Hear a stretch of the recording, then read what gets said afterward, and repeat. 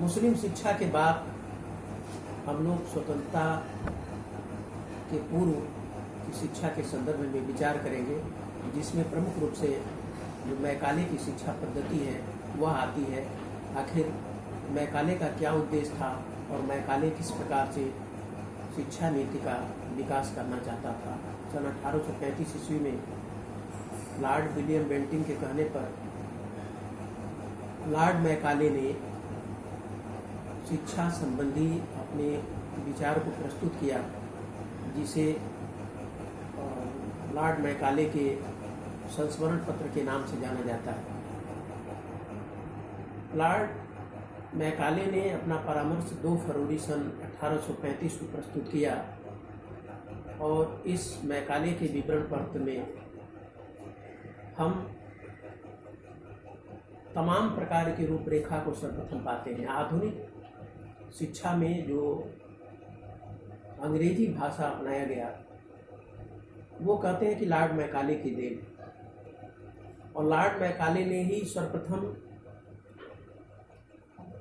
वैश्विक अवदान में अपना योगदान देते हुए अंग्रेजी भाषा को शिक्षा के एक प्रमुख भाषा के रूप में भारत में अपनाने पर बल दिया।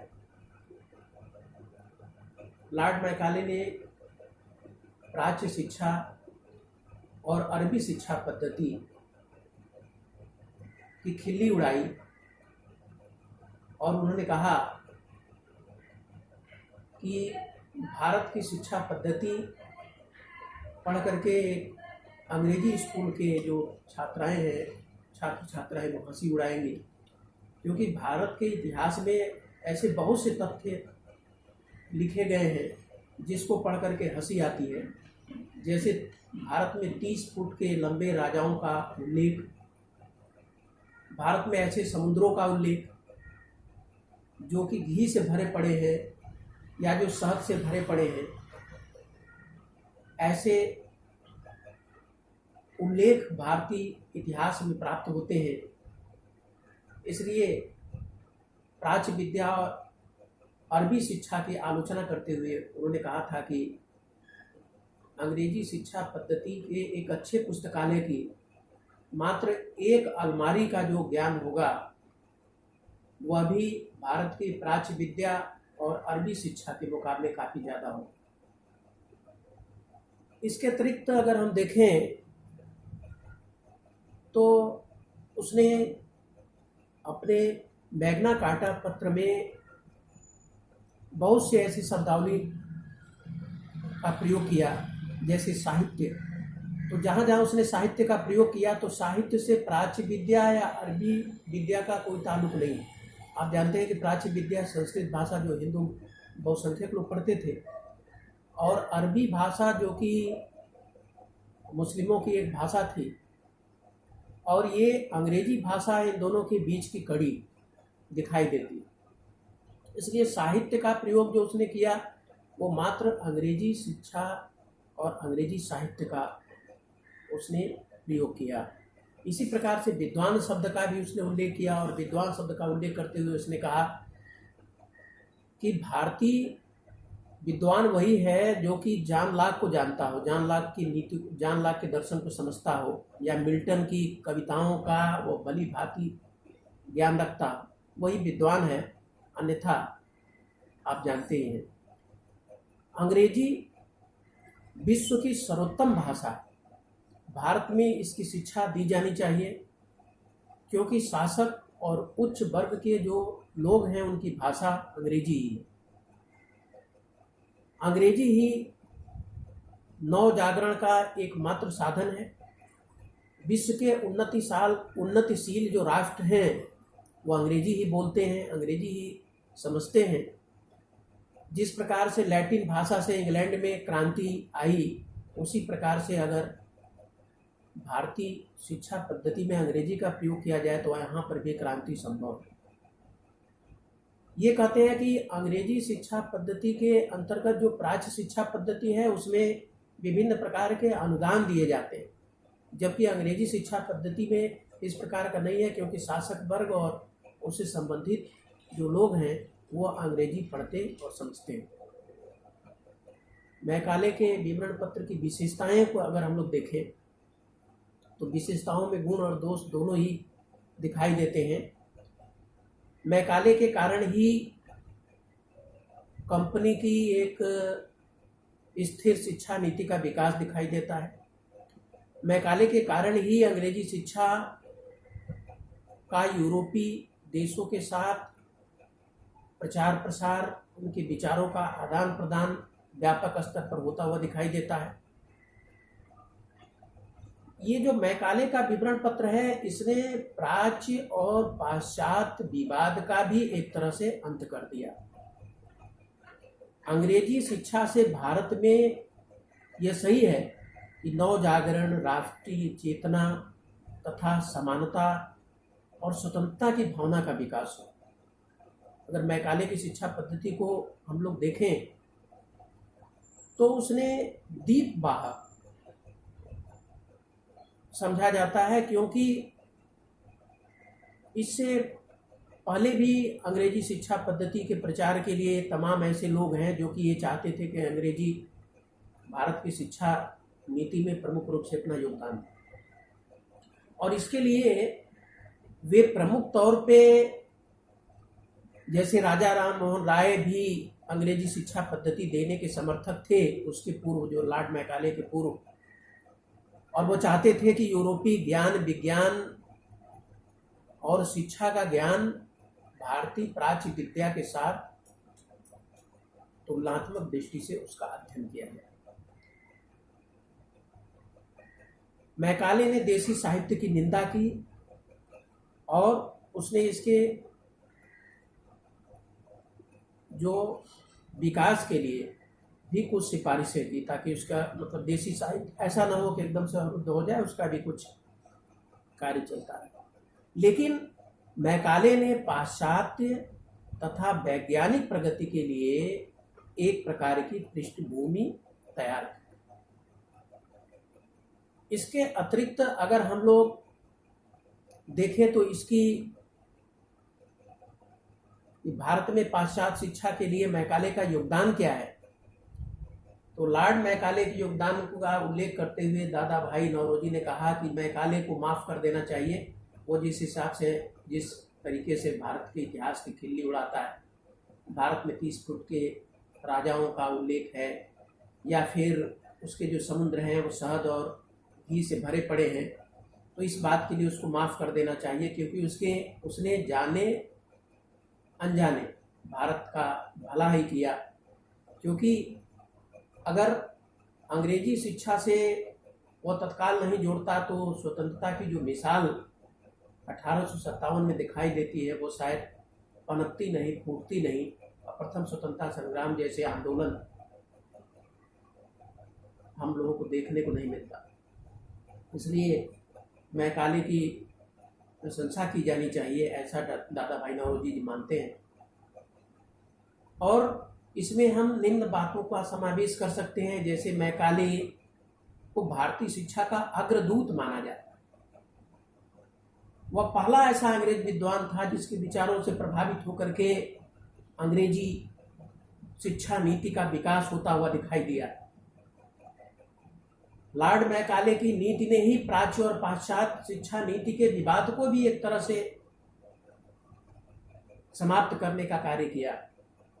मैकाले के विवरण पत्र से भारत के लिए प्राच्य और पाश्चात्य ज्ञान विज्ञान का जो दरवाजा था वो सदैव के लिए खुल गया, क्योंकि अंग्रेजी भाषा के माध्यम को स्वीकार करने की वजह से पाश्चात्य वैज्ञानिक का जो ज्ञान है वो भारतीयों के लिए सुलभ हो सका। इसके अतिरिक्त अंग्रेजी शिक्षा की जो भारतीय जनता के लिए महत्वपूर्ण योगदान या अवदान अगर हम लोग देखें तो स्वतंत्रता, समानता और बंधुत्व की भावना का विकास, जिसकी जागृति मैकाले की शिक्षा की नीति के वजह से दिखाई देता है। मैकाले भारत में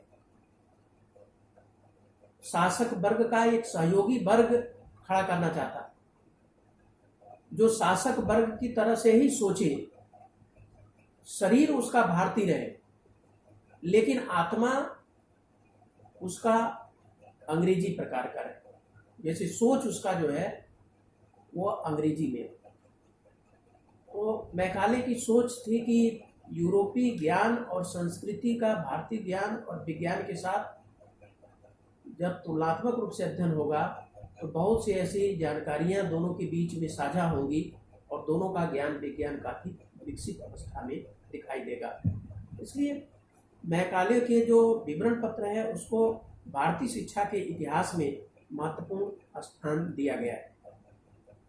और पाश्चात्य साहित्य का जब हम लोग अध्ययन करते हैं तो पाश्चात्य साहित्य के अध्ययन से पुनर्जागरणवाद की जो दीप है वो प्रज्वलित होती हुई कहीं न कहीं दिखाई देती है, क्योंकि भारतीय अब तुलनात्मक दृष्टि से अपना अध्ययन करने लगे थे।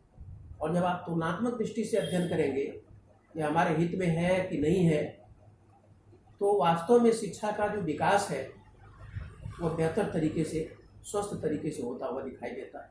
इस ग्लोबलाइजेशन के युग में अगर हमें सोचें कि हम केवल भारतीय शिक्षा, भारतीय ज्ञान विज्ञान पर ही निर्भर रहेंगे, विश्व के अन्य ज्ञान विज्ञान का हमें क्या जरूरत है, तो ऐसे में हमारा ज्ञान अधूरा रह जाएगा। क्योंकि वैश्विक अवदान के अंतर्गत हम भारतीय ज्ञान विज्ञान का अध्ययन करें तो भारत के ज्ञान विज्ञान की प्रमुखता, उसके गुण, उसके अवगुण के संदर्भ में हमको व्यापक जानकारी प्राप्त होगी। इस तरह से जो मैकाले की शिक्षा पद्धति है इसने अंग्रेजी भाषा का एक तरह से हम देखें तो विकास किया, पाश्चात्य शिक्षा का प्रसार किया और डाउनवर्ड फिल्ट्रेशन थ्योरी या विप्रवेशन के सिद्धांत को प्रसारित करने का प्रमुख कार्य किया।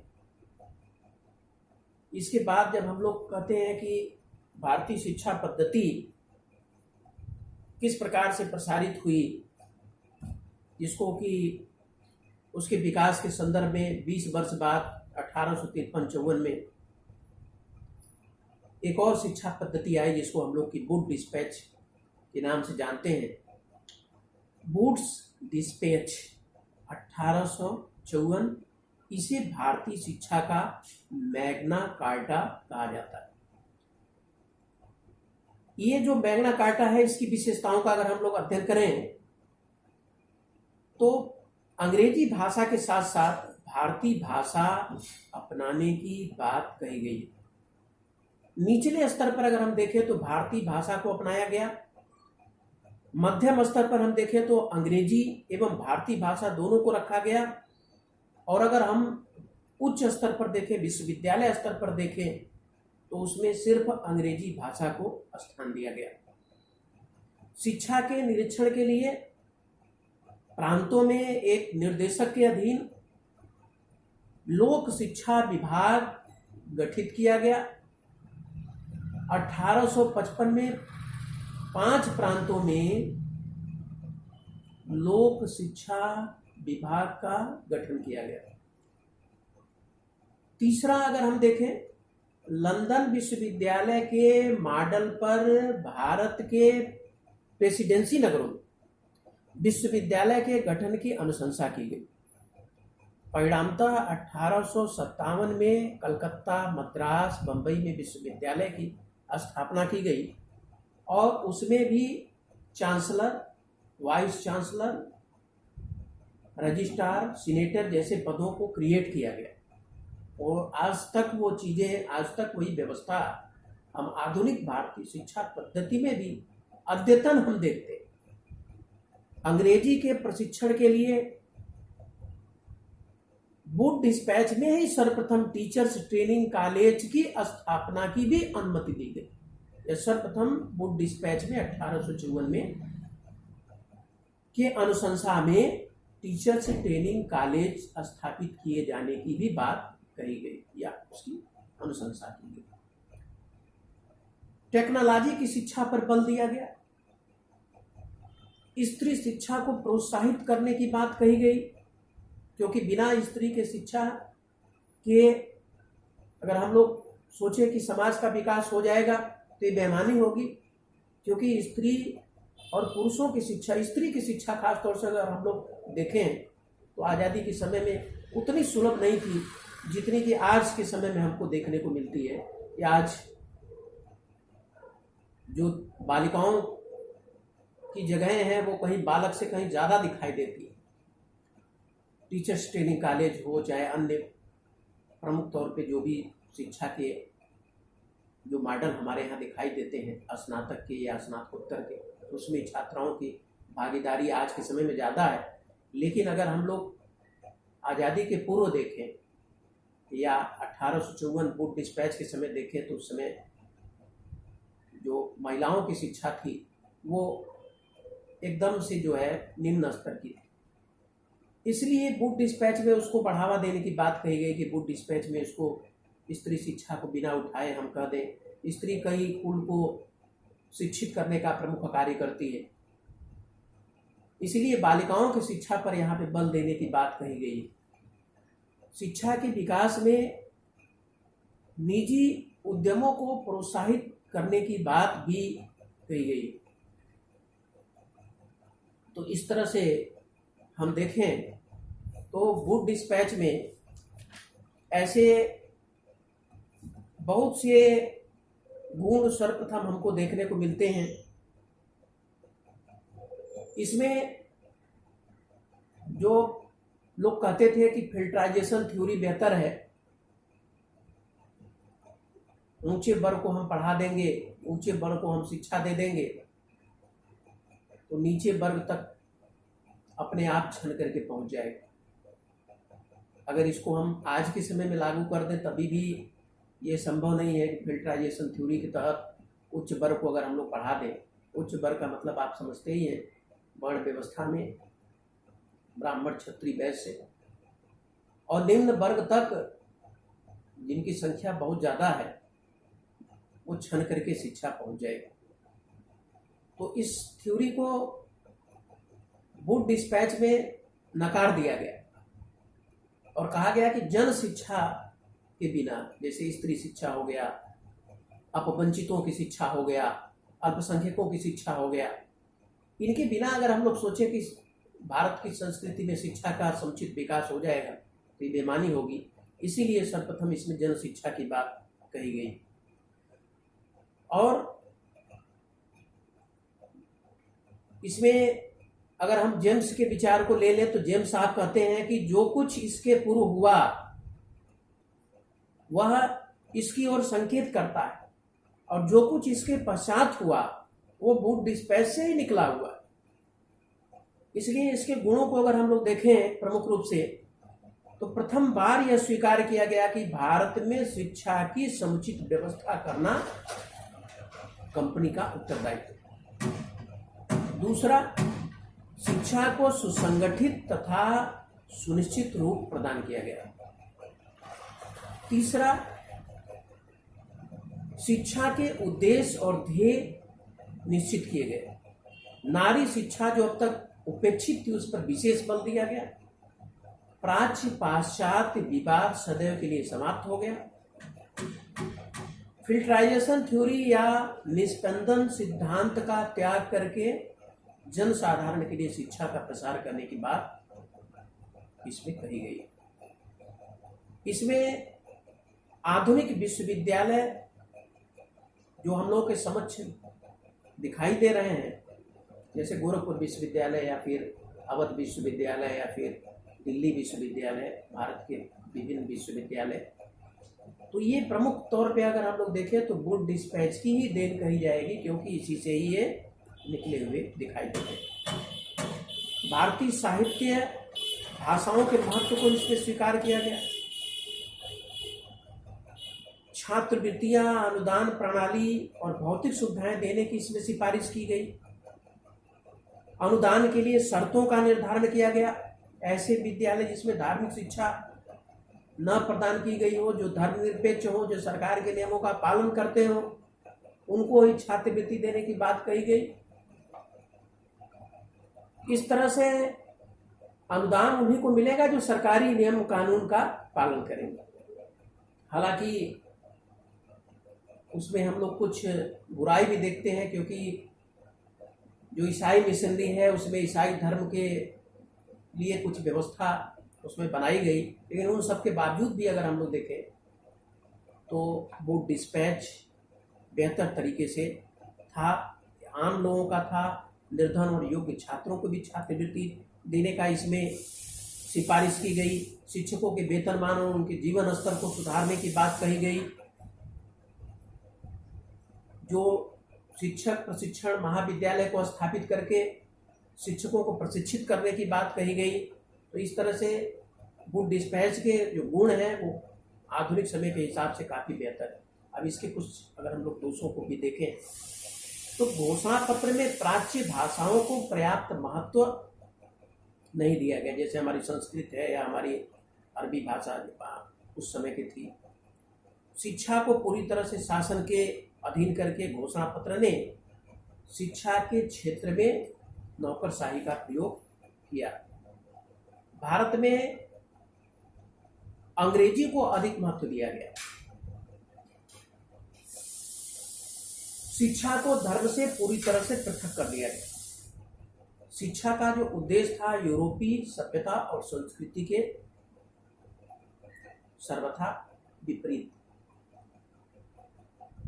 अर्थात हम देखें